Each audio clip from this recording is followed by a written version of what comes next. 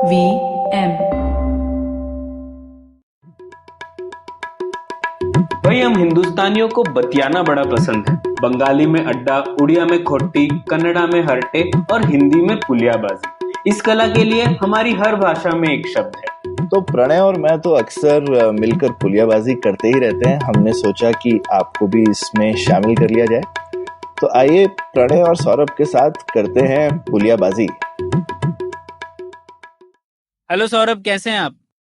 बस बढ़िया प्रणय, तुम बताओ। सौरभ, आपने वो यूएन की रिपोर्ट पढ़ी कि नहीं अभी जो आई है, जिसने बोला था कि क्लाइमेट चेंज में संकट की घड़ी दूर नहीं है और 2040 में ही भीषण बदलाव आ जाएंगे भारत के जलवायु में? आपने सुना ना वो?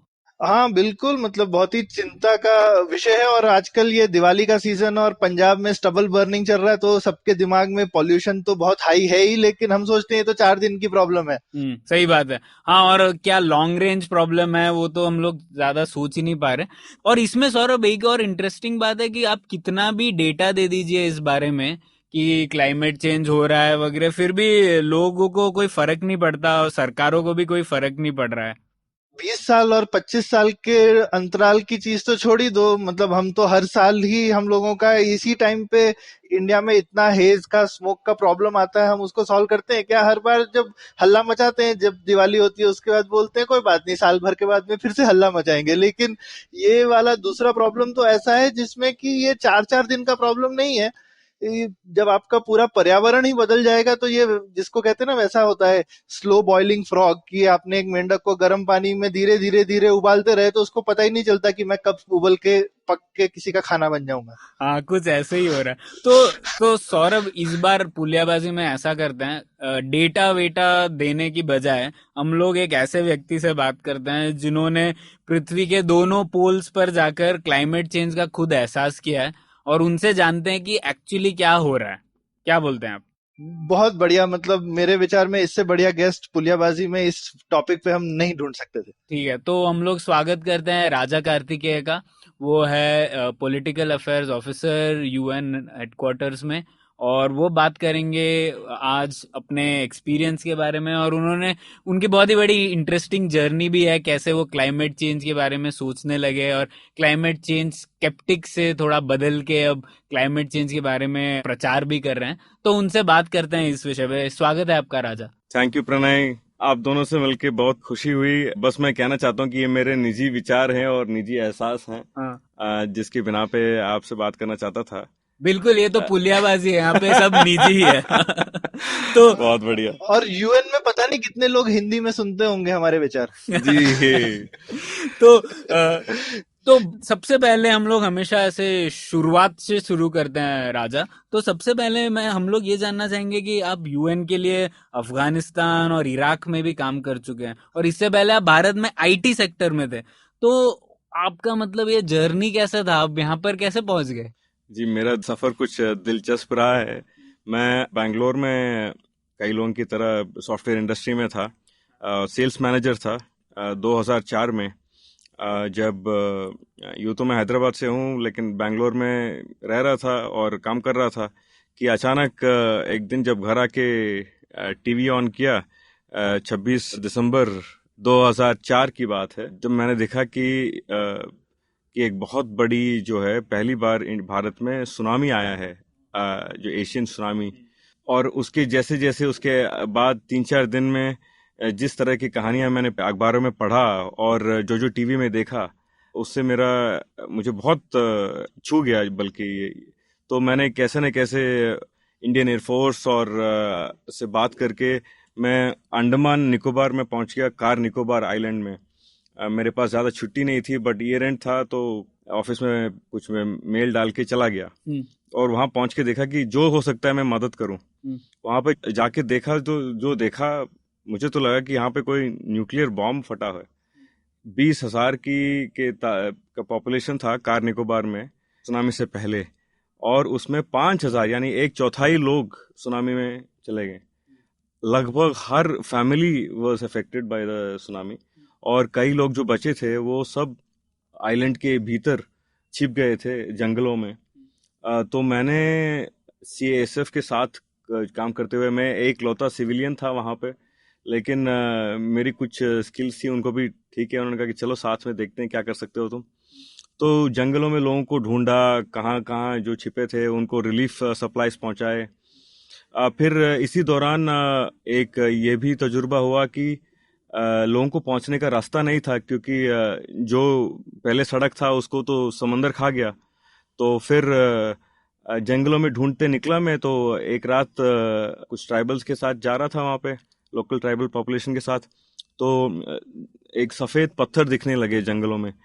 तो उस वहाँ पे एक राह था, तो फिर उसी राह पे हमने कैसे न कैसे अगले सुबह तक जो है आर्मी से बात करके सड़क बनवाई। ये जो राह था एक्चुअली, ये जापानीज फौज ने जब अंडमान निकोबार पे वर्ल्ड वॉर 2 के वक्त जब कब्जा किया था तब उन्होंने बनाया था। और 60 साल से जो है वो बल्कि गुमशुदा था, किसी को पता नहीं था कि वो सड़क एक्चुअल में कहाँ था, सिर्फ उसकी कहानियां थी, वहां पे लेजेंड्स थी। तो बस गॉड्स ग्रेस हमें मिला, और वो सड़क वो आज वहाँ का उमूमी सड़क है, मेन हाईवे है कार निकोबार का।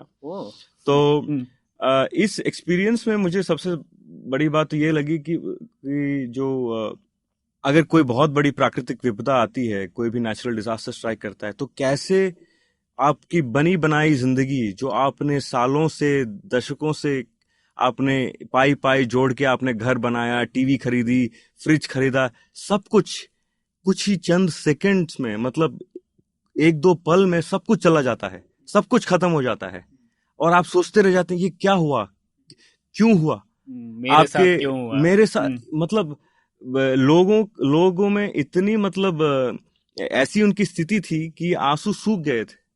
तो ये जब मैंने देखा तो इसी के ये मुझे काफी इफेक्ट कर गया। उसके बाद 2 साल मैंने नॉर्थ अफ्रीका में भी काम की, पर वो मेरे साथ रहा, और उनकी आंखें और उनकी नजर जो थी सुनामी के विक्टिम्स की, तो वो मेरे साथ रह गया हमेशा।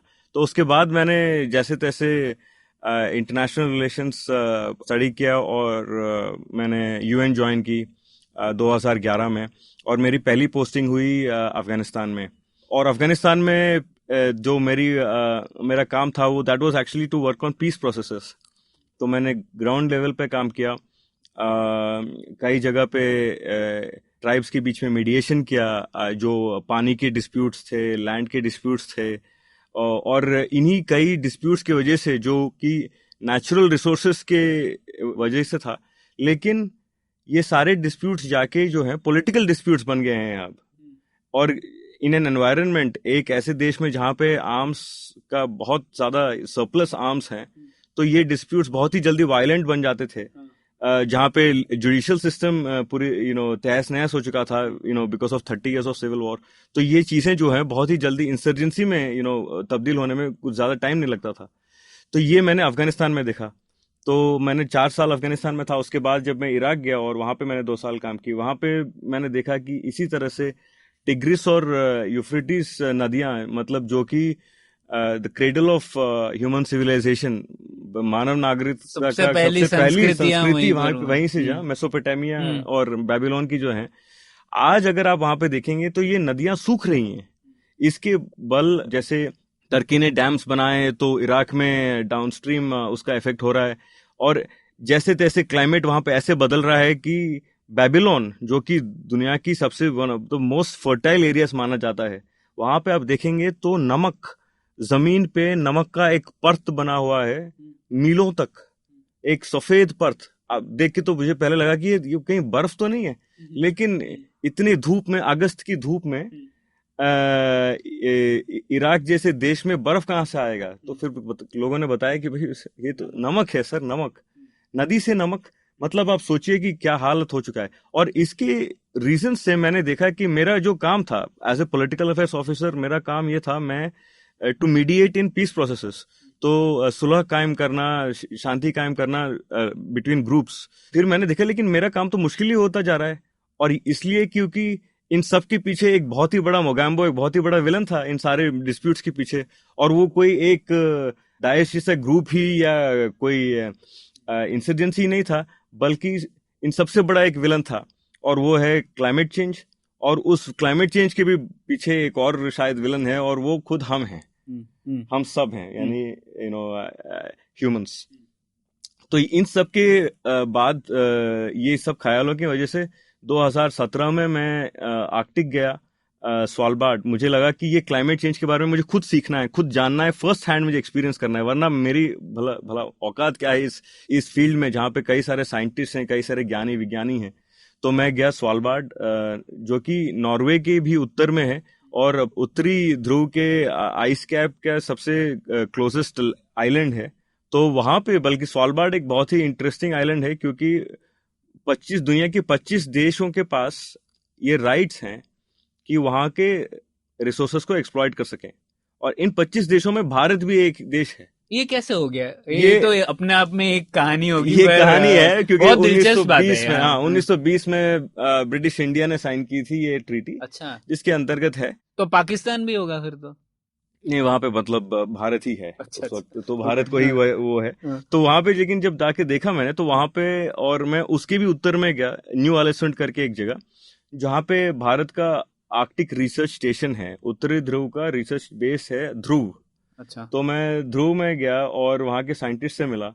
तो जैसे तैसे उनसे जो चीजें मैंने सुना कि ये क्लाइमेट चेंज जो है ये कोई मनगढ़ंत कहानी नहीं है ना ही, और उन्होंने जो साइंटिफिक फैक्ट समझाए कि कैसे ग्लेशियर्स में छेद करके वो एयर बबल्स के आइस का सैंपल्स निकालते थे, और उस आइस के अंदर जो एयर बबल्स कैप्चर्ड थे, हजारों साल पुराने एयर बबल्स, उसमें से हर एक एयर बबल के अंदर उस जमाने के एयर का सैंपल होता है। तो उसको कंपेयर करके वो पता लगा सकते थे कि कैसे आज की प्रदूषण के लेवल्स क्या हैं, और आज कैसे हमारा एयर का क्वालिटी बदला है। तो जैसे कार्बन डेटिंग करते हैं उसी तरीके से यहाँ पे एक और नया तरीका था। बिल्कुल बिल्कुल, पॉल्यूशन डेटिंग बोल सकते हो। हाँ, एयर क्वालिटी डेटिंग ही है। एंड अच्छा, तो उससे जो कई चीजें सामने आई कि आर्कटिक तो जरूर जो है, और आर्कटिक का समर जो है काफी बढ़ता जा रहा है। तो मैंने ये जाके देखा, मैं आर्कटिक नॉर्थ पोल के इतने पास था, पास मतलब लगभग it was the closest point of land, लेकिन मैंने देखा कि हर चारों ओर मतलब जैसे हरियाली ही है, और इतनी हरियाली, मतलब टुंड्रा की हरियाली जो है फैलती जा रही है, जो कि दिखने में तो खूबसूरत है, लेकिन सोचने में एक्चुअली बहुत ही ये भयानक है, क्योंकि इसका मतलब ये है कि Arctic summers are increasing and the ice caps, the glaciers are actually melting, जो वहाँ पे परमानेंट आइस कवर रहा है। तो उसके बाद मैंने तय किया कि इसके और गहराई तक जाना है इस मामले के, और मैंने फैसला किया है कि पृथ्वी की दूसरी छोर पे जाके भी मैं देखूं। तो इसी के वजह से मैं जो है इस साल फरवरी में अंटार्कटिका गया, और आप जैसे जानते हैं अंटार्कटिका का समर होता है करीब दिसंबर में शुरू होता है सदर्न हेमिस्फीयर में। तो मेरे ख्याल से मैं पहला शायद हिंदुस्तानी था जो पृथ्वी के दोनों छोर एक साल में जाके आया, और मेरे लिए ये बहुत ही फख्र की बात थी। और साथ में लेकिन जो मैंने देखा वहाँ पे, उससे थोड़ा काफी कंसर्न भी फील हुआ, मुझे चिंता भी मुझे लगी, क्योंकि जब मैंने अंटार्कटिका में जाके देखा तो जहाँ पे सी आइस का पहले बहुत सारा था, सी आइस वो श्रिंक होता जा रहा है। और दूसरी बात मैंने ये देखी कि जो ब्लैक आइस कहते हैं, मतलब जो कि ग्लेशियर्स के सबसे नीचे की पार्ट में होता है जो आइस, वो जो है समंदर के ऊपर फ्लोट हो रहा है। मतलब ये आइस इतना ट्रांसपेरेंट रहता है कि इसे ब्लैक आइस कहते हैं, और ये कुछ 1 लाख 1.5 लाख साल पुराना आइस है, जो कि ऊपर दिखना ही नहीं चाहिए, या दिखेगा भी तो छोटे छोटे पीसेस पे, और यहाँ पे बड़े बड़े चंक्स नजर आ रहे थे हमें अंटार्कटिका के समंदर में। और ये मतलब पहले नहीं होता था, ये नया चीज है? इतनी तादाद में तो नहीं, इतनी इसमें तो नहीं। और जो साथ में मैं एक एक्सपीडिशन के साथ में गया था 2041, और वहाँ पे हमारे साथ में कई क्लाइमेटोलॉजिस्ट भी थे, और कई बल्कि people of different varied backgrounds थे। और जैसे जैसे मैंने लोगों से बात किया, मुझे ये लगा कि जो अंटार्कटिका और आर्कटिक में हो रहा है, बल्कि Arctic is shrinking faster, Arctic का जो आइस कैप है वो अंटार्कटिका के मुकाबले बहुत जल्दी श्रिंक हो रहा है, लेकिन जो हो रहा है this is an irreversible process हो चुका है। और इस मामले को लेके मेरे ख्याल से भारत में अभी भी जो है इतनी ज्यादा समझ नहीं है या एक्सपोजर नहीं है लोगों में कि इसके वजह से क्या इम्पैक्ट हो सकता है। तो राजा, आप अंटार्कटिका कैसे पहुंचे? पर आप कहीं किस तरफ से गए, मतलब इतने अलग अलग? हम अर्जेंटीना से गए थे, और मैं अर्जेंटीना के सबसे दक्षिणी जो बंदरगाह है उशुआइया, वहां से शिप लेके गए और अंटार्कटिक सर्कल क्रॉस किया हमने 3 मार्च को। ये आप ग्रुप के साथ ग्राहम लैंड, हाँ जी। तो उसके बाद शिप में गए, लेकिन उसके बाद ग्लेशियर्स के फेसेस स्टडी करने जाते थे, कायाक में जाते थे, और वहाँ का वाइल्ड लाइफ भी काफी दिलचस्प है। वेल्स और पेंगुइन्स और सील्स जो हैं, मतलब उनको कोई डर नहीं है लोगों से, क्योंकि वो इतने ज्यादा उन्होंने ह्यूमन के साथ कभी इंटरेक्ट देखे ही नहीं है। तो राजा, आप बात कर रहे थे आर्कटिक और अंटार्कटिक की, तो क्या बदलाव दिखे आपको, और क्या समानताएं और क्या फर्क है आर्कटिक और अंटार्कटिक में? देखिए, एक मुझे बहुत अच्छा सवाल है एक्चुअली। मैंने देखा कि हम सोचते हैं दोनों ध्रुवों के बारे में, जब सोचते हैं तो बस हमारे दिमाग में आता है बर्फ। हाँ, सिर्फ बर्फ। मुझे भी वही लगता है। हाँ। तो हाँ, बिल्कुल, सर्दी तो बहुत है दोनों जगह पे, लेकिन अंटार्कटिका में ज्यादा आर्कटिक के मुकाबले। और दूसरी बात यह है कि आर्कटिक में जो है लैंड पे भी काफी लाइफ फॉर्म्स हैं, काफी मतलब जाति प्रजाति, तो वो वहां पे आर्कटिक में हैं, जैसे पोलार बेयर्स हैं और बहुत सारे बर्ड्स हैं लैंड के ऊपर। अच्छा। जो कि लैंड पे, क्योंकि टुंड्रा की वजह से समर में काफी बहुत सारा जो है बर्फ पिघलता है, एंड वो उस टाइम पे जो है काफी सारे लाइफ स्पीशीज वहां पे पलते हैं, जैसे आर्कटिक फॉक्स है। तो इस तरह से जैसे शायद नॉर्थ पोल की तरफ अगर जाएं तो वो तो क्योंकि सी आइस है, नॉर्थ पोल आप जैसे जानते हैं उसके नीचे कोई जमीन नहीं है, सिर्फ सी आइस है, तो वहां पे तो कम है। लेकिन जो पोलर सर्कल के आसपास जो है, आर्कटिक सर्कल के आसपास, वहां पे कई सारी जीव जंतु हैं, क्योंकि जमीन भी है ना, नॉर्थ में ज्यादा है और साउथ पोल की तरफ जमीन तो कम है, और ये ओशन करंट्स का भी बात है। लेकिन जब आप अंटार्कटिका की बात आते हैं, अंटार्कटिका काफी इंसुलेटेड है, क्योंकि उसके चारों तरफ जो अंटार्कटिक ओशन है, सादर्न ओशन भी जो उसे कहते हैं, उसके वजह से उसका क्लाइमेट एक जैसे ग्रीन हाउस की टाइप नहीं है, एक अलग सा ही क्लाइमेट है उसका। तो वहां पे जो भी जीव जंतु हैं वो सिर्फ तटवर्ती इलाकों में हैं। अच्छा। सिर्फ कोस्टल अंटार्कटिका में पलते हैं।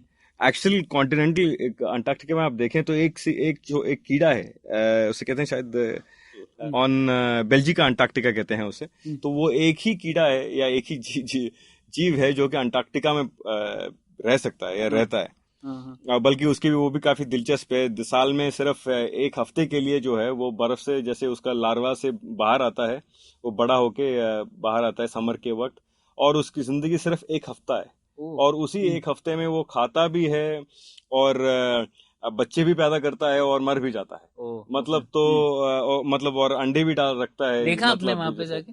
बेल्जिका अंटार्कटिका दिखा नहीं, क्योंकि वो खासकर समर में थोड़े बाद में आता है। हम समर के बिगिनिंग में गया था मैं, उसके बाद में। तो इस तरह से जो है काफी स्पेशल है अंटार्कटिका। लेकिन जो तटवर्ती इलाके हैं वहां पे बहुत सारी जो है स्पीशीज हैं। और वहां पे एक बहुत इंपॉर्टेंट स्पीशीज के बारे में मैं कहना चाहता हूँ, क्योंकि जिसे कहते हैं क्रिल एक किस्म का जू प्लैंक्टन है। एक देखने में कुछ कह सकते हैं कि प्रॉन के जैसे दिखता है, और ये जो है इसे कीस्टोन स्पीशीज माना जाता है, क्योंकि इसे पेंगुइन भी खाते हैं, सील्स भी खाते हैं, हाँ सील्स शायद कम, पेंगुइन्स खाते हैं और वेल्स खाते हैं। तो ये जो है अभी, लेकिन हाल ही में क्या हो गया है कि क्रिल में जो है उसमें एंटीऑक्सीडेंट प्रॉपर्टीज हैं। तो कई सारे जो है मछुआरे, बहुत बड़े बड़े मछुआरे दुनिया भर से आके, मतलब फिशिंग ट्रॉलर्स आके वहां से क्रिल को पकड़ के टन्स में जो है ये मेडिसिन बना रहे हैं, चाइना में वगैरह इसके, जो बल्कि अमेज़न पे बिकता भी है ये। अच्छा। क्रिल का तो जैसे ये क्रिल डिप्लीट होता जा रहा है, तो इसकी वजह से पेंगुइन्स पे भी फर्क पड़ रहा है, पूरी फूड चेन का स्तंभ फर्क पड़ रहा है, तो, द होल, बिल्कुल पूरी फूड चेन पे जो है इसका फर्क पड़ रहा है। हाल ही में कुछ कंपनीज ने कहा कि हम कम करेंगे इसका फिशिंग, लेकिन इट्स क्वाइट जो है कंसर्निंग। तो आर्कटिक एक तरह से, आर्कटिक में हरियाली थोड़ा ज्यादा है, जबकि अंटार्कटिका में हरियाली है, लेकिन ये हरियाली सिर्फ लाइकेन का है, अगर आप देखेंगे एक पत्ता घास का नहीं दिखता आपको अंटार्कटिका में। तो मैं तो तरस गया था 3 हफ्ते बाद कि कहीं के कोई पेड़ पौधा कुछ तो नजर आए। सिर्फ जहां देखो सिर्फ बर्फ ही बर्फ, लेकिन कई रंगों के बर्फ। अच्छा। ब्लू आइस, मतलब ऐसा नीला बर्फ मैंने जिंदगी में नहीं देखा। और आपने वाला काला बर्फ भी देखा? काला बर्फ देखा, जो कि ग्लेशियर्स के नीचे की तरफ रहता है। और फिर पिंक आइस, ये कुछ किस्म के लाइकेन की वजह से भी होता है। और फिर दूसरा पिंक आइस इसलिए भी होता है क्योंकि ये क्रिल को खा के पेंगुइन्स वहां पे अपना छोड़ देते हैं, तो उसकी वजह से जो है सारा बर्फ पिंक में ये हो जाता। तो ये काफी इंटरेस्टिंग, कई रंग नजर आए बर्फ में। मैंने इतने रंग कभी नहीं देखे। बर्फ से हम सिर्फ सोचते हैं सफेद, लेकिन हरा और लाल, गुलाबी और नीला बर्फ और काला बर्फ, यानी कि 5 रंग देखे मैंने बर्फ में। वाह, हम लोग तो शायद कभी अंटार्कटिका जाएंगे नहीं, पर आपके जरिए ही हम लोगों ने थोड़ा पिक्चराइज कर लिया। और ये भी आप बता रहे थे राजा की टेम्परेचर में भी बहुत सडन बदलाव आता है अंटार्कटिका में। बिल्कुल। जब हम गए थे अंटार्कटिका में तो क्योंकि समर था, इसलिए टेम्परेचर जो था कुछ -30 से -25 के आसपास था। वाह तो सेंटीग्रेड। तो लेकिन ये देखा गया है कि आजकल अंटार्कटिका में बहुत ही जल्दी जो है, पहले भी होता था आजकल और भी होने लगा है, अनप्रिडिक्टेबल हो गया है मौसम। मतलब जैसे पिछले साल 20 मिनट या जो है वहाँ का जो टेम्परेचर था वो 17.5 सेंटीग्रेड से -15 डिग्री हो गया 20 मिनट के अंदर। क्या सही में? मतलब 30 डिग्री टेम्परेचर चेंज 20 मिनट में? सिर्फ 20 मिनट में। तो इतना मतलब तो ये खैर अंटार्कटिका के बहुत यूनिक वेदर सिस्टम्स हैं। ऐसा आर्कटिक में नहीं हुआ था आपको? आर्कटिक में तो ऐसा एहसास नहीं हुआ। -5 -10 के आसपास था। लेकिन जो अंटार्कटिका में इस किस्म का वेदर देखने के बाद मुझे खैर ठंड तो जरूर लगा, लेकिन इस वजह से थोड़ा सा चिंता भी हुआ कि इस किस्म के जो इवेंट्स हैं पूरी दुनिया में they will increase because of climate change. तो अंटार्कटिका में ही नहीं, जो ओशन की में एसिडिटी लेवल बढ़ती जा रही है कार्बन एमिशंस की वजह से, और जो पोलर आइस कैप्स का मेल्टिंग है, इन दोनों के मुकाबले जो जिस तरह की स्टॉर्म्स आएंगे, अरेबियन सी में साइक्लोन्स बढ़ते जा रहे हैं फॉर एग्जांपल, तो हम देखेंगे कि मौसम का परिवर्तन बहुत ही जल्द और बहुत ही अनप्रिडिक्टेबल तरह से होने की आशंका है दुनिया भर में, और उन जगह पे जहाँ पे लोग रहते हैं, ना कि सिर्फ अंटार्कटिका में। और राजा एक ये भी चीज बताओ कि ये जो पोल्स हैं दोनों, उनको एक तरह से लोग क्लाइमेट चेंज का एक तरह से बैरोमीटर मानते हैं कि भाई क्लाइमेट चेंज को अगर वहां स्टडी करते हैं तो एकदम ठीक से समझ में आ जाता है। तो ये भी ऐसा क्यों है?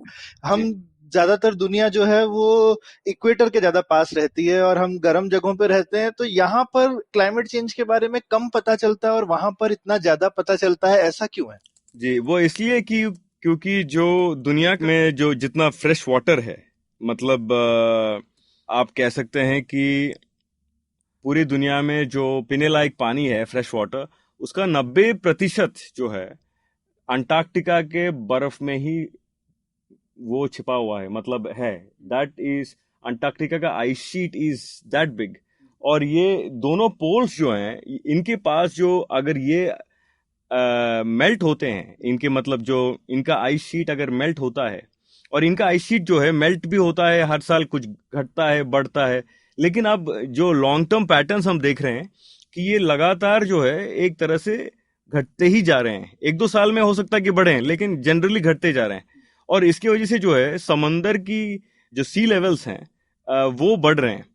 और जो हमने इसलिए देखा है कि पेरिस अकॉर्ड जो साइन हुआ था 2015 में, उसके अंतर्गत दुनिया के देश, सारे देशों का बल्कि ये मानना है अभी, और दे हैव एक साइंटिफिक कंसेंसस है कि अगर 1.5 डिग्री से ज्यादा ये टेम्परेचर अगर बढ़ा तो जिस तरह से ये आइस कैप्स मेल्ट होंगे और उसके वजह से जो समंदर की का पानी जिस तरह से बढ़ेगा, it will lead to catastrophic changes. और मैं सिर्फ बाढ़ की नहीं बात कर रहा हूँ, मैं ये जिस तरह के पानी का लेवल, जब देखिए ये फ्रेश वाटर जो इन आइस कैप्स में छिपा हुआ है, ये जब मेल्ट होके ये सी वाटर जो कि सॉल्ट वाटर में मिक्स होता है, तो उसके वजह से there it leads a lot of changes. तो इसकी जो ओशन करंट्स हैं, ocean currents are based on these interactions dynamics. तो ओशन करंट्स की वजह से आपको जो है, आप एक्सट्रीम प्रेसिपिटेशन इवेंट्स जो कहते हैं, मतलब जैसे हरिकेन्स, साइक्लोन्स, ये सब जो है बढ़ेंगे, और हम ऑलरेडी देख रहे हैं जैसे जिस तरह से बढ़ रहा है। राजा, हम लोग उसके बारे में आएंगे, पर पोल्स बैरोमीटर क्यों है? इसलिए है क्या कि क्योंकि वहां पर जो टेम्परेचर के जो इफेक्ट्स हैं वो ज्यादा साफ दिखते हैं इक्वेटर पर से, इसीलिए हम लोग वहां के वेदर क्लाइमेटिक चेंजेस को बेहतर समझ सकते हैं, ऐसा है क्या? बाकायदा, बल्कि यूं कह सकते हैं कि मतलब एक पिवट होता है। जैसे जैसे आप देखते हैं, जब भी मान लीजिए एक ग्लोब लेते हैं आपके हाथ में, तो ग्लोब के दो छोर स्टेबल रहते हैं, नॉर्थ एंड साउथ पोल, बाकी का पृथ्वी जो है घूमता है। तो उसी तरह से रियल में भी ऐसे होता है कि यहाँ जो बाकी का दुनिया में जो चेंजेस हो रहे हैं, लेकिन यहाँ पे जो चेंजेस होंगे, इनका इफेक्ट जो है पूरी दुनिया पे पड़ता है, पूरी दुनिया के वेदर ओशन करंट्स पे पड़ता है और वेदर सिस्टम्स पे पड़ता है। और ये एक राज बताओ भाई, ये 1.5 डिग्री का जो ऐसा राज है कि भाई 1.5 डिग्री 2 डिग्री लोग इस तरीके के नंबर बनाते हैं। भाई यहाँ तो रोज सुबह से शाम में 15 से 20 डिग्री हो जाता है, 35 डिग्री हो जाता है, तो कुछ होता नहीं है। अब ये 2 डिग्री से दुनिया में इतना बवाल आ जाएगा, ये कैसे होता है? ये ऐसा है कि ये जो दिन में 10-15 डिग्री बदलने की बात नहीं है। ये जो 1.5-2 डिग्री एक बार बदला, मतलब ये जो मीन टेम्परेचर है वो एक बार अगर बदला तो बदला, उसके बाद जो है आपका रेंज जैसे भी हो, जो साइंटिस्ट मेजर करते हैं ग्लोबल टेम्परेचर्स, उनका मीन जो लेते हैं, जैसे ये बदलता है तो इसका इम्पैक्ट पूरे दुनिया के वेदर पैटर्न्स पे पड़ता है, और कई तरीके से पड़ता है। तो एक तरीका तो मैंने बताया, जैसे कि साइक्लोन्स और हरिकेन्स, और दूसरी बात यह है कि जो ओशन में एसिडिटी लेवल्स हैं वो बढ़ जाते हैं, ठीक है। तो इसकी वजह से जो है not only will it have an impact on fisheries, मतलब जो मछली की जो है संपदा उस पर भी, but it also has a huge impact on ocean currents. तो अभी जो है साइंटिस्ट स्टडी कर रहे हैं इसके सारे इम्पैक्ट्स, लेकिन इतना पता है हमें कि अगर 2 डिग्री और वर्स्ट केस सिनेरियो 2.5 डिग्री का अगर इंक्रीज हो गया, तो उसके बाद मान लीजिए कि जिस तरह से हम जानते हैं life as we know it will really change. पृथ्वी के कई जगह पे जो है पानी के समंदर के नीचे हो जाएंगे, कई जगह पे अकाल आएगा, कई जगह पे जो है ऐसा सूखा पड़ेगा जैसे कि हमने सदियों से ना देखा हो। तो ये थोड़ा सा रिकैप करने के लिए सिंपल भाषा में राजा, तो एक तो चीज ये क्लाइमेट चेंज का जो बेसिक वजह है, मैं उस पर भी थोड़ा रिकैप करना चाहता था अपने श्रोताओं के लिए। तो और मेरी एक समझ में अगर कुछ भूल चुका है तो उसको ठीक कीजिएगा। तो मेन इशू ये रहता है कि अब हम इंसान जो हैं वो अपने बेसिकली जो भी हम चीजें करते रहते हैं अपनी रोजमर्रा की जिंदगी में ही, जैसे घर में हमारे एसी है, हम चीजों को यूज करते हैं जो फैक्ट्रियों में बनती हैं, हम बिजली यूज करते हैं जिसके लिए कोयला जलाया जाता है, गाड़ियां चलाते हैं, कोई भी जिन काम को करने से कार्बन एटमॉस्फेयर में रिलीज हो जाता है, उससे बेसिकली एटमॉस्फेयर और ज्यादा गर्म होता जाता है और उससे फाइनली क्लाइमेट चेंज हो रहा है। ये समझ ठीक है क्या ब्रॉडली? बिल्कुल सही कह रहे हैं। और जिस तरह से ये ट्रांसलेट होता है, तो लेटेस्ट रिपोर्ट में जैसे विशेषज्ञों ने कहा है, हवा की तेजी में 2 से 11% की इंक्रीज होगा, जिससे कि ये जो साइक्लोन्स हो रहे हैं, ये इनकी जो डिस्ट्रक्टिव पोटेंशियल है ये बढ़ेगा। ऊपर से जो बारिश होता है इनके वजह से, इन साइक्लोन्स के वजह से, उसमें करीब 20% ज्यादा रेनफॉल होगा।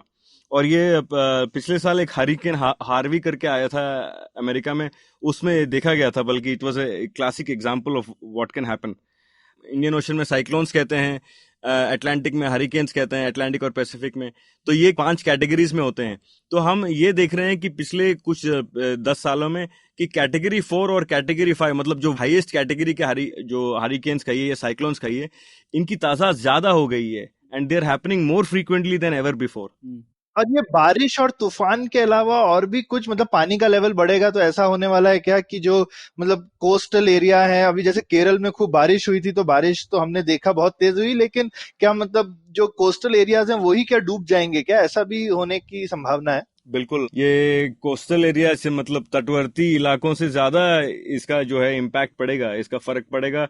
आप देखेंगे जैसे कि दुनिया के 2 बहुत ही ज्यादा पॉपुलेटेड एरियाज, उत्तरी भारत और उत्तर पूर्वी चाइना में जो है क्लाइमेट चेंज का बहुत फर्क पड़ने वाला है। ये कैसे? ये थोड़ा दिलचस्प बात है, क्योंकि हम लोगों को अभी तक लगता है कि तटवर्ती इलाकों में ही प्रॉब्लम होगा और लोग वहां से अंदर आ जाएंगे, पर आप कुछ अलग कह रहे हैं, तो ये थोड़ा बताइए हम। हाँ, मतलब नॉर्थ इंडिया में तो हम लोगों को लगता है कि कुछ होने ही वाला नहीं है, पानी थोड़ा ऊपर आ जाएगा, पर अपन का क्या जाता है। जैसे बिल्कुल, जैसे आप जानते हैं कि भारत का जो मौसम है वो उसमें कुछ सेट पैटर्न्स हैं।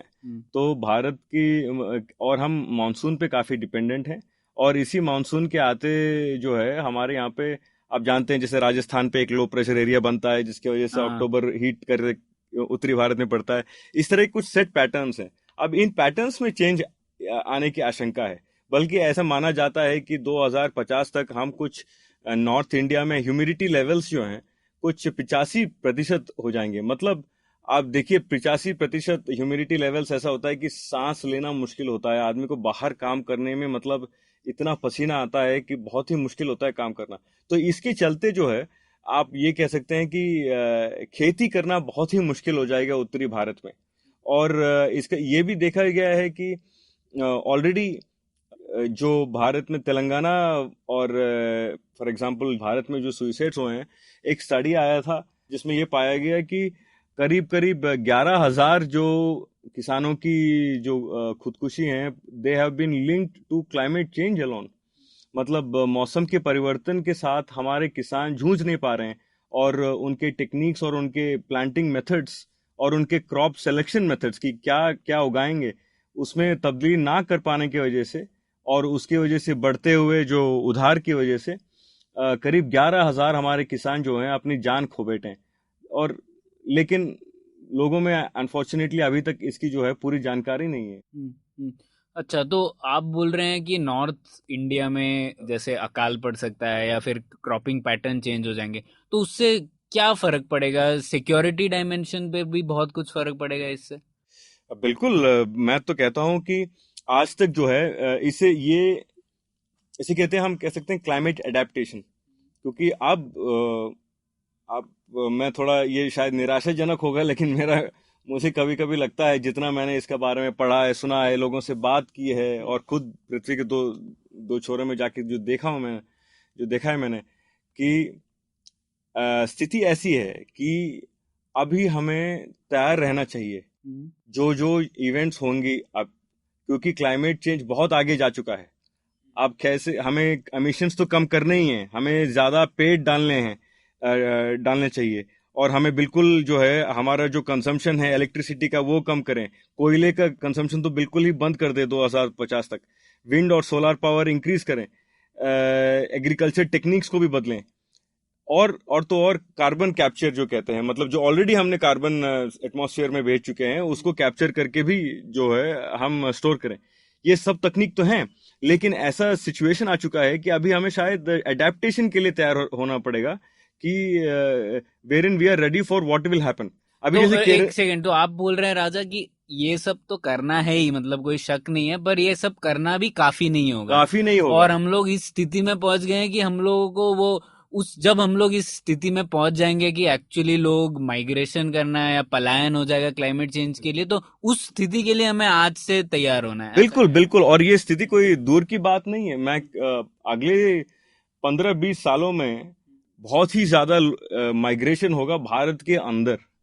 आप देखेंगे कि माना जाता है कि भारत में कुछ 5 करोड़ लोगों को मूव करना होगा क्लाइमेट चेंज की वजह से। इसका मतलब यह है कि 5 करोड़ लोगों का मूवना, आप सोचिए जब पिछली बारी जब भारत में इतना बड़ा, जब ये सिर्फ भारत के अंदर, बाय द वे अंदरूनी में बात बता रहा हूँ, जो पड़ोसी देशों से लोग आएंगे वो अलग बात है। बांग्लादेश आप जैसे जानते हैं बहुत ही ज्यादा ऑलरेडी होने वाला है सुंदरबंस में, जो क्लाइमेट चेंज के इम्पैक्ट और जो सी लेवल्स, राइजिंग सी लेवल्स हैं। तो आप जानते हैं बांग्लादेशी माइग्रेशन की वजह से भारत में किस तरह का पॉलिटिकल सिचुएशन के सवाल आ चुके हैं। असम में नेशनल रजिस्टर कैसे कैसे हो चुका है, पॉपुलेशन रजिस्टर।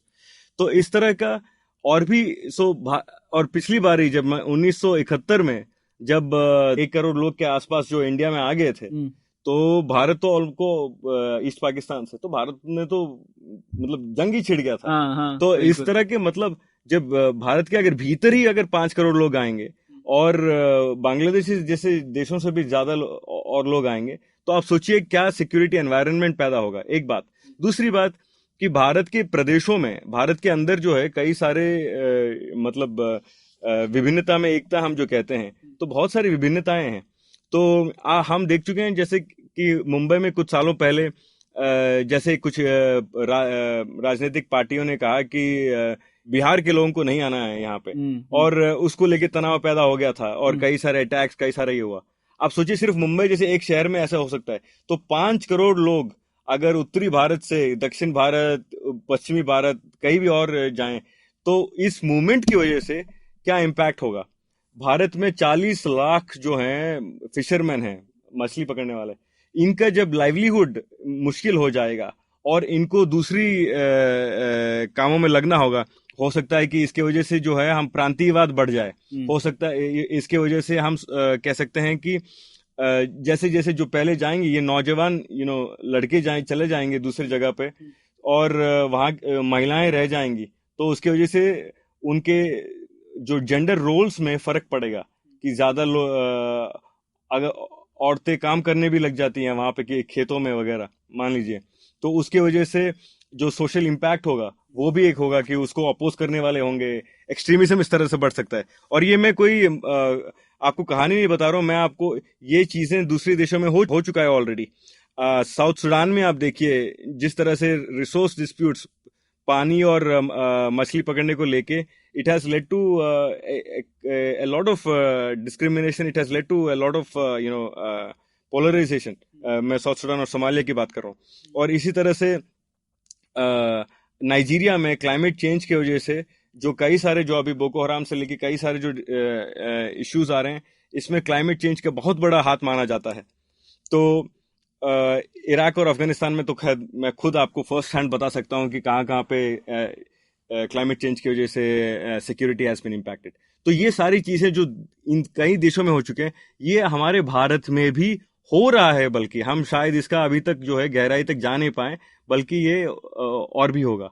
तो we need to start preparing, we need to take some measures for climate adaptation. हाँ, और ये एक दिलचस्प बात इसलिए भी है क्योंकि अक्सर ये माना जाता है कि ये क्लाइमेट चेंज विदेशी ताकतों का कोई षड्यंत्र तो नहीं है हमारे इकोनॉमिक समृद्धि को रोकने के लिए। पर आप ये कह रहे हैं कि जो भी हो, साइंस ने तो बता दिया है कि ये होने वाला है और हम लोग उसकी तरफ अग्रसर हैं।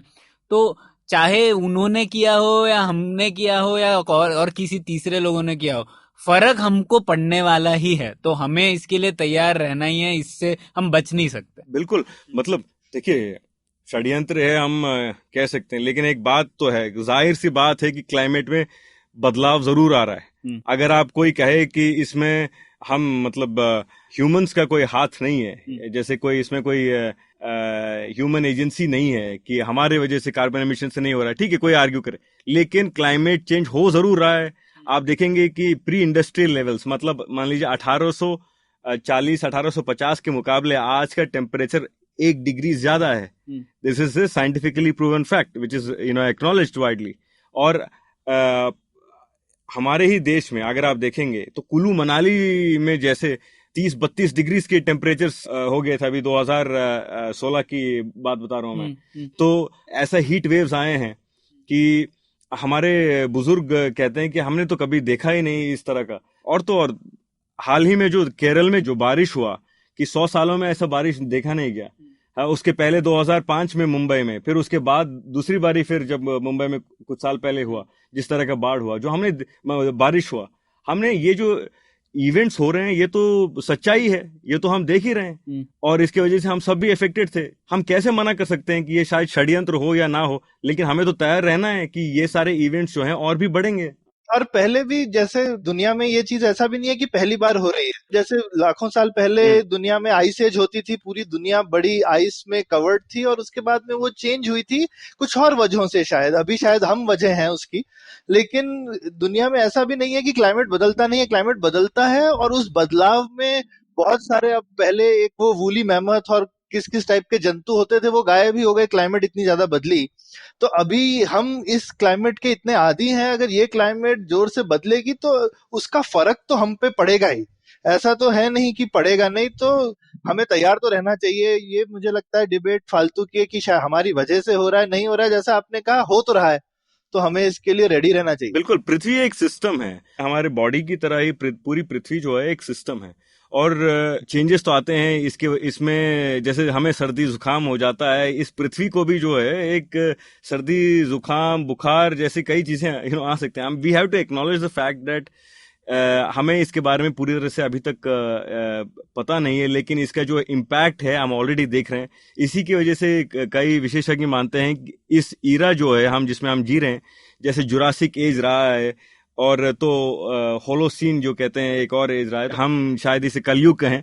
इसे जो है विशेषज्ञ कहते हैं एंथ्रोपोसीन ईरा, जिसमें कि मानव की वजह से प्रकृति में कई तब्दीलियां आई, कई चेंजेस आ रही हैं।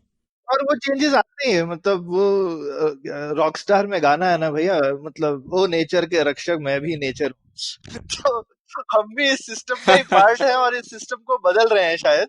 लेकिन हम अपनी बदलाव से क्या ये, मतलब हम जिस शाखा पे बैठे हैं उसी को काट रहे हैं, ये सोचना चाहिए। बिल्कुल। और एक और मैं छोटी सी बात बताऊं यहाँ पे कि जैसे नॉट ओनली कि ये हमारे लाइवलीहुड्स को बदलेगा, जैसे भारत में अगर कुछ 31% जो है पॉपुलेशन खेती से उनका लेना देना है, तो उनका तो मतलब बदलेगा ही जिंदगी। बल्कि जो बायोडाइवर्सिटी है, मतलब प्रकृति में जो विभिन्नता है, वो इस तरह से बदलेगा क्लाइमेट चेंज की वजह से, कि इससे जो बाकी लोग भी हैं, जो शायद किसान ना हो या मछली पकड़ने वाले ना हो, उन सब पे भी फर्क पड़ेगा। आपको एग्जाम्पल बताता हूँ कि ये माना जाता है कि अफ्रीका में 2050 तक 50% मैमल्स और जो बर्ड्स हैं ये खत्म हो जाएंगे। जो स्पीशीज हैं 50% स्पीशीज में जो हैं खत्म हो जाएंगे अफ्रीका में। तो जब इतने सारे मतलब ये खत्म होंगे, तो देखिए, आप जैसे जानते हैं फूड चेन हम पढ़ते हैं स्कूल में, कि एक जानवर जो है जैसे घास खाता है, और उसके छोड़े हुए चीज को शायद एक कोई और बर्ड खाता है, हाँ। और इसकी वजह से जैसे पोलिनेशन होता है या बीज, हाँ, तो ये सब जो है एक फूड चेन है, और एक इसका एक वेब है। तो अब ये वेब में अगर आप कुछ स्पीशीज निकाल देते हैं, तो फिर क्या होता है, पूरा सिस्टम कोलैप्स हो जाता है। जैसे आपने ताश के पत्तियों के साथ एक घर बनाया हुआ है इस वक्त प्रकृति में, आपने उसमें से चंद पत्तियां निकाल दी, तो उसके बाद क्या होगा, पूरा ही गिर जाता है। तो ये 50% अगर स्पीशीज कम हो जाएंगी अफ्रीका में, और इसी तरह से भारत में तो अभी तक एस्टिमेट्स पूरी तरह से आए नहीं है, लेकिन स्पीशीज जब खत्म हो जाएंगी तो इसका तो सब पे ही फर्क पड़ेगा। और इसमें जैसा मुझे समझ में आ रहा है कि ये बहुत ऑब्वियसली बहुत ही संजीदा और एक बहुत ही पेचीदा इशू भी है। तो एक तरफ हमको ऑब्वियसली क्लाइमेट चेंज की वजह से इतने ज्यादा फर्क आ रहे हैं, जिसकी वजह से लाइवलीहुड्स में फर्क पड़ने वाला है, लोगों के ऊपर में मतलब सिक्योरिटी इश्यूज आने वाले हैं, हेल्थ इश्यूज आने वाले हैं। और दूसरी तरफ हम एक इस जद्दोजहद में भी लगे हुए हैं कि इतनी दुनिया में जो गरीबी है, उन लोगों को गरीबी से निकाल करके दुनिया में ज्यादा तरक्की लाई जाए। और ये दोनों चीजों में कभी कभी ऐसा लगता है जैसे जंग हो रही है, क्योंकि जैसे लोगों का तरक्की की एक निशानी है कि आप क्या कंज्यूम करते हैं। मतलब अगर आपके घर में कुछ नहीं है, बिजली नहीं है, पानी नहीं है, तो ऑब्वियसली आपका कंजम्पशन कम है, तो आप तो बहुत इको फ्रेंडली हैं कहने को। लेकिन वो जिंदगी भी कोई, वो जिंदगी तो हम किसी पे विश नहीं करना चाहते। हम तो सब चाहते हैं कि सब लोग उस जिंदगी से निकल करके ऐसी जिंदगी में आए जिसमें जैसे हम आप रहते हैं, जहाँ पे रहना पीना खाना अच्छे से हो रहा हो। लेकिन जो अच्छे से रहना पीना खाना है वो ही कंजम्पशन लेवल बढ़ाता है और वो फाइनली कहीं आपका कार्बन फुटप्रिंट जिसको बोलते हैं कि आप कितना कार्बन कंज्यूम कर रहे हैं, और इसमें लोग सोचते नहीं है। इवन छोटी सी चीज, अभी हिंदुस्तान में दूध पीना इतना बढ़ता जा रहा है, तो दूध के लिए ऑब्वियसली आपको डेयरी और ज्यादा चाहिए, और इतनी ज्यादा और मवेशी गाय वगैरह चाहिए, और हम तो सिर्फ देखते हैं कि गाड़ियों से प्रदूषण होता है, लेकिन गाय भैंसों से जो प्रदूषण होता है वो गाड़ियों से कोई कम नहीं होता है। तो उन सब से भी, तो इन सब के बीच में क्या ऐसा आपको लगता है, ऐसा ये जो द्वंद है इसका क्या उपाय है? मतलब हम सब लोग सब कुछ छोड़ ओड़ के, जैसा कुछ लोग बोलते हैं कि भाई ऐतिहासिक मानव की तरह रहने लगे, या फिर इसका कुछ और आपको लगता है उपाय है? वैसे सौरभ, जो लोग बोलते हैं कि वापस हमें गांव में चला जाना चाहिए, वो खुद ही शहरों में रहते हैं। कौन रहना चाहता है गांव में? नहीं तो हाँ, वो तो बिल्कुल ठीक बात है। तो वो सब लोग शहर में रह के दूसरे लोगों को बोलना चाहते हैं प्लीज तुम गांव में ही रहना। लेकिन ये हाँ राजा, आर्गुमेंट में तो बिल्कुल एक वजन बिल्कुल। है कि जब करोड़ों करोड़ों और जो लोग हैं उनका कंजम्पशन लेवल बढ़ेगा, जैसा आप कह रहे हैं कि नॉर्थ इंडिया में ह्यूमिडिटी बढ़ेगी, फिर उसका एक ही इलाज है कि एयर कंडीशनिंग बढ़ेगी ना इंडिया में। फाइनली हमको चाहिए कि इंडिया में और एसी लगे ताकि लोग और आराम से और अच्छे से काम कर सकें। पर हर एयर कंडीशनर जो है वो इतनी ज्यादा ग्रीन हाउस गैसेस प्रोड्यूस करता है। तो अब उनका आपस में इन इन चीजों को आपस में हम किस तरह से रिकंसाइल करें? देखिए सौरभ, कि दो लेवल्स पे जो है हमें चेंजेस करने की जरूरत है। एक है पॉलिसी लेवल और दूसरा जो है लाइफस्टाइल लेवल। सरकार कदम उठा रहा है, जैसे हम नेशनल सोलार रिन्यूअल मिशन है और रिन्यूएबल एनर्जी पे काफी सारा आप जानते हैं। जैसे कुछ पहलू ऐसे आए थे, कुछ मतलब पहल ऐसे आए थे, जैसे कि इरिगेशन कैनल्स पे सोलार पैनल्स को लगाना। तो इस तरह के जो है इंडिया कई चीज़ों में एक बहुत बड़ा सोलार फार्म बल्कि केरला में बना है। तो विंड पावर में भी हम कोशिश कर रहे हैं। न्यूक्लियर पावर पे कुछ साल पहले काफ़ी था, खैर उसके कई और इश्यूज भी थे। तो हम इन्वेस्ट ज़रूर कर रहे हैं तो पॉलिसी लेवल पे, लेकिन हमें क्लाइमेट एडेप्टेशन को लेके कोई पॉलिसी नहीं है भारत में, बिल्कुल ही नहीं है। तो ये माना जाता है कि कोई प्राकृतिक विपदा आएगी तो उसमें तब देख लेंगे, इसके लिए नेशनल डिजास्टर मैनेजमेंट एजेंसी है और एनडीए में देख लेगा, और हर स्टेट का जो है होम मिनिस्ट्री कोशिश करेगा, उस वक्त पुलिस भेज देंगे, सीआईएसएफ भेज देंगे, लोगों को रेस्क्यू कर देंगे, थोड़े बोट बना देंगे, पेपर में छप जाएंगे, खत्म हो गया। प्राइम मिनिस्टर्स रिलीफ फंड को पैसे दे देंगे, रिलीफ फंड्स में अपना जमा किया, खत्म हो गया। और कुछ न हुआ तो एक्स ग्रेशिया पेमेंट तो रहता ही है, दे देंगे जो तो। हो गया सो हो गया। तो लेकिन ये काफी नहीं है, आपको जो है मतलब policy, there needs to be a policy for climate adaptation in India, जो है नहीं इस वक्त। तो दो चीज समझ में आई राजा। एक तो कि कोई भी बदलाव हो तो आप उससे या तो डर सकते हैं या उसका फायदा उठा सकते हैं। तो हमको ये सोचना चाहिए कि इसका हम फायदा कैसे उठाएं, लेकिन साथ में ये भी सोचना है कि ये बदलाव को साथ में हम मैनेज कैसे करें और कम कैसे करें, उसके लिए हमको अपनी कंजम्पशन पे ध्यान रखना है। लेकिन शायद मेरे को जो आपकी बात से समझ में आया, एक भारत जैसे देश के लिए शायद ज्यादा जरूरी है कि हम अगर ज्यादा सक्षम और ज्यादा समृद्ध देश बने तो हम उन चेंजेस को हैंडल करने के भी ज्यादा लायक हो जाएंगे। क्योंकि बिना आपके पास रिसोर्सेज हुए और बिना समृद्धि हुए तो आप लाचार ही रह जाएंगे, आप इनको हैंडल भी नहीं कर पाएंगे। आज की डेट में जो मैं समझ रहा हूँ, अब चाइना इन चीजों की तरफ बढ़ रहा है क्योंकि उन्होंने पिछले 30 साल में इन चीजों को थोड़ा साइड में रख करके अपनी समृद्धि पे ध्यान दिया। तो अब पैसा है तो आप इन चीजों का फायदा उठा सकते हैं। तो आपको एटलीस्ट इतना सक्षम तो होना पड़ेगा कि आप किसी बड़े चेंज का फायदा उठा सकें। ऐसा है, देखिए मैं सौरभ, मैं आपसे पूरी तरह मतलब इसमें सहमत नहीं हूं, क्योंकि मैं ये कहना चाहूंगा कि समृद्ध होने तक हमें इंतजार नहीं कर सकते, ना ही करना चाहिए। क्योंकि जैसे मैंने कहा पहले कि क्लाइमेट चेंज में जो संपन्नशील देश हैं, इन्होंने इनकी एमिशंस ने काफी कंट्रीब्यूट किया है, ये तो साइंटिफिक कंसेंसस है, ठीक है। लेकिन इसका जो नुकसान है वो तो हमें भरना पड़ेगा, उसका तो जो मतलब इसका नुकसान हम पे तो होगा ही, हमें होगा।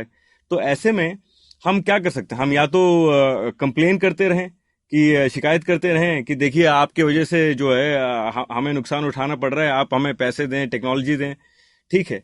और होगा ना होगा ये तो पॉलिटिकल बात है कि वो कितना करेंगे, कितना देंगे। और दूसरे, लेकिन हम ये कर सकते हैं कि हम तय कर सकते हैं कि हमारी समृद्धि का रास्ता चाहे थोड़ा लंबा, थोड़ा कठिन क्यों ना हो, लेकिन हम उसको इस तरह से करेंगे कि it will be based on climate friendly technologies, it will be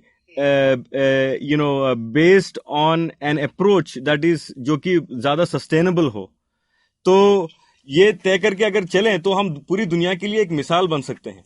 और दूसरी बात ये कि हम हमेशा मानते रहे हैं कि ऊर्जा उत्पादन में हम अगर कोयले का इस्तेमाल करते हैं तो इससे ज्यादा जैसे ऊर्जा पैदा होगा, ये सो ऑन।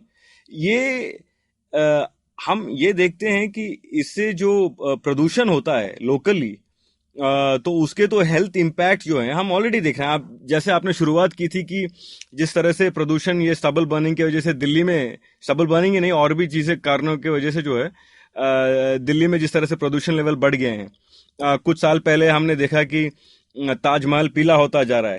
तो इस तरह से we are already seeing, Bangalore में आप देखते हैं कि हमारे फ्रेश वाटर रिसोर्सेस जो कि ऑलरेडी स्केर्स हैं वो किस तरह से पोल्यूटेड हैं। आप देखते हैं कि यहाँ पे जो लेक्स हैं उसमें आप कहीं भी जाएंगे कि फोम, सफेद रंग का फोम है। एक तो जो लेक था वो तो बल्कि फोम से इतना भर गया था कि वो फोम सड़क पे आ गया था।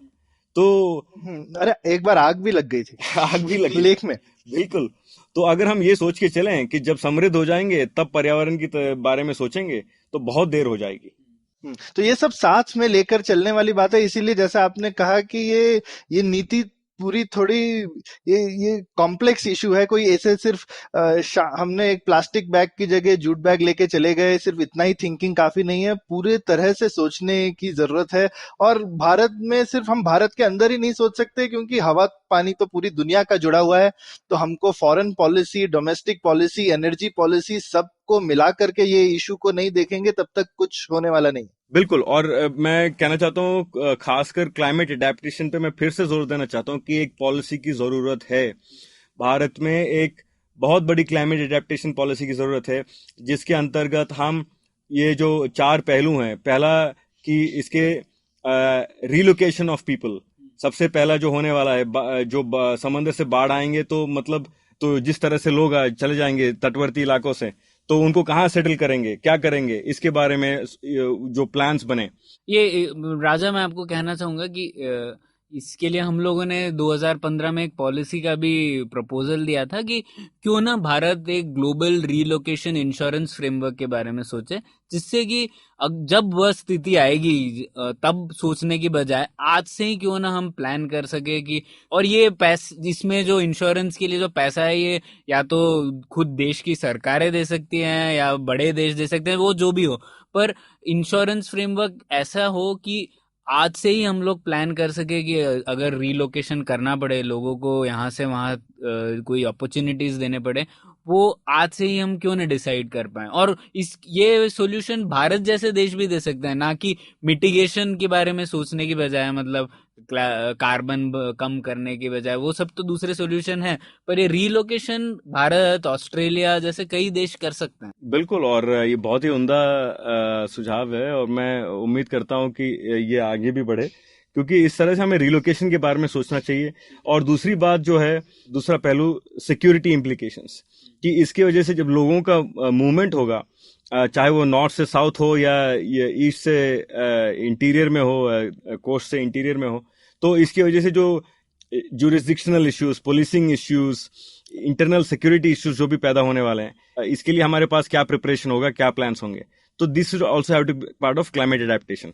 और इसमें मैं आपको छोटी सी, आपने जो बात की थी, तो मैं आपको बता दूं कि मैंने भी मतलब दूसरे एक अलग ही रास्ते से संयुक्त राष्ट्र में जो हमारे इंटरनली मैंने भी एक सुझाव रखी थी कि एक ऐसा फ्रेमवर्क बने, मैंने और कुछ लोगों ने, कि जिससे कि ग्लोबल पॉलिटिकल इंश्योरेंस बने, मतलब पॉलिटिकल रिस्क इंश्योरेंस, कि कई देशों में जहां पे क्लाइमेट चेंज की वजह से जैसे जो पॉलिटिकल तनाव बढ़ता है या सिक्योरिटी के रिस्क बढ़ते हैं, तो उसके लिए हम एक इंश्योरेंस पॉलिसी जैसे करें, जिसमें कि कई डोनर कंट्रीज पैसे डालें, ताकि जब एक्चुअली अभी जैसे होता है यमन में या सीरिया में कई क्राइसिस होता है, तो अचानक कई देशों को देना पड़ता है, अनाउंस करना पड़ता है पैसा। लेकिन आप ये पहले से इंश्योरेंस बना के रखें, जिससे कि आपकी बजटरी साइकिल्स भी इंटरप्ट ना हो और आप इसमें से ले सकते हैं।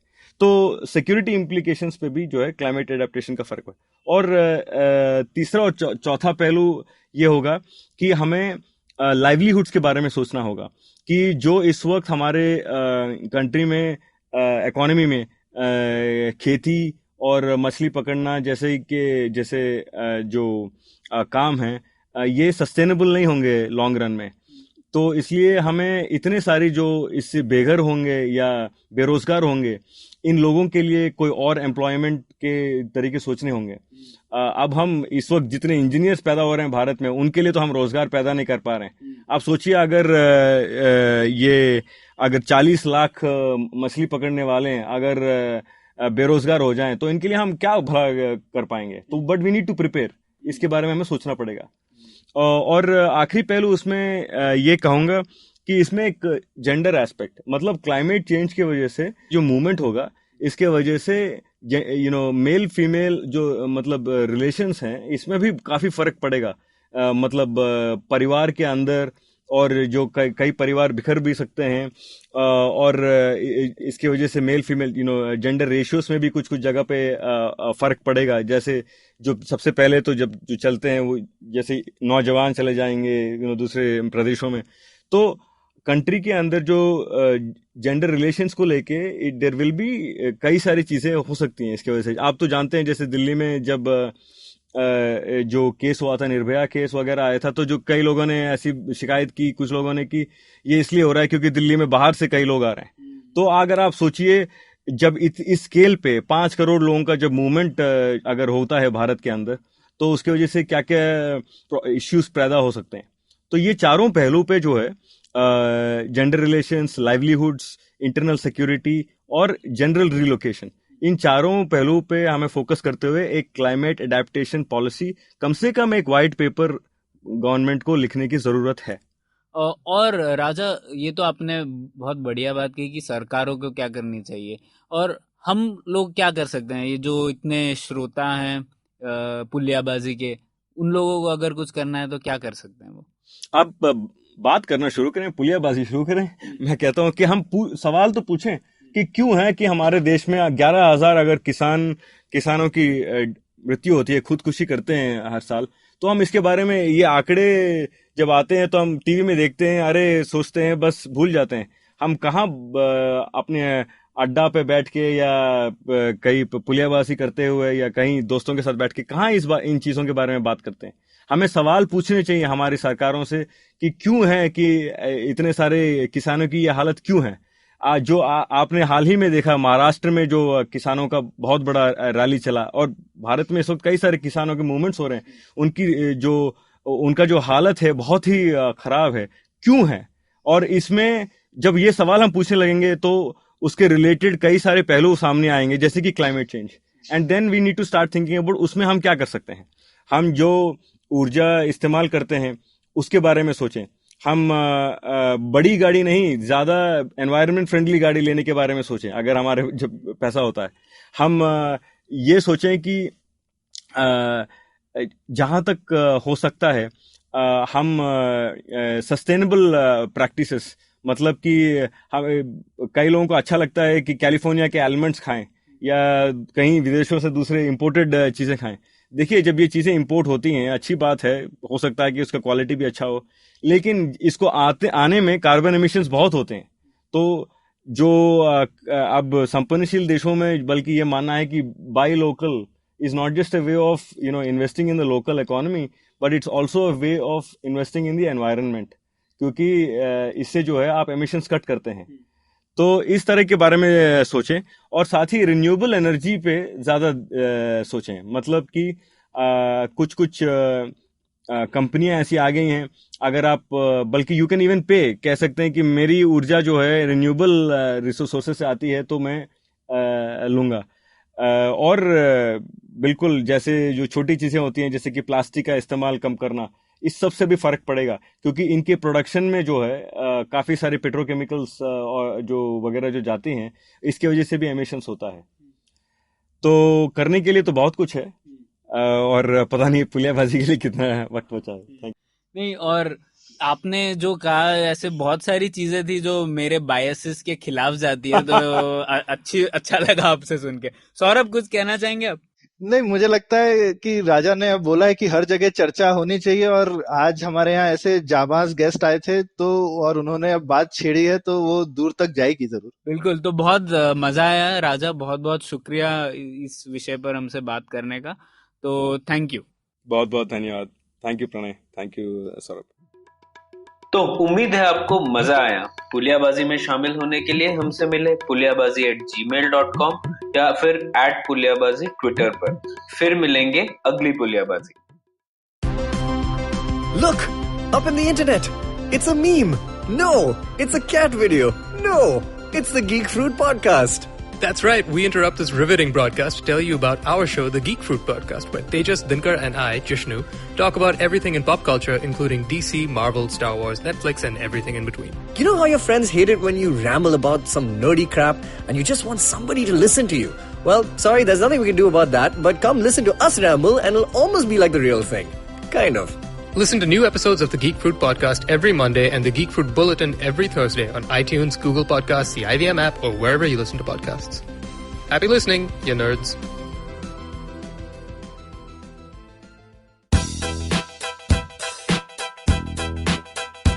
Yeah. It's IVM here. Let's go. We the IVM kids on the block over here. Just to talk, taking a break from producing all day, coming on this podcast cause we got stuff to say. IVM Daily is the name of the show. Monday to Friday, we ready to go. Talking about stuff in our head. We might even talk about our favorite bread. Signing out, it's IVM here, the podcast network that's in your ear. Catch IVM Daily Monday to Friday on the IVM Podcast app or wherever you get your podcasts.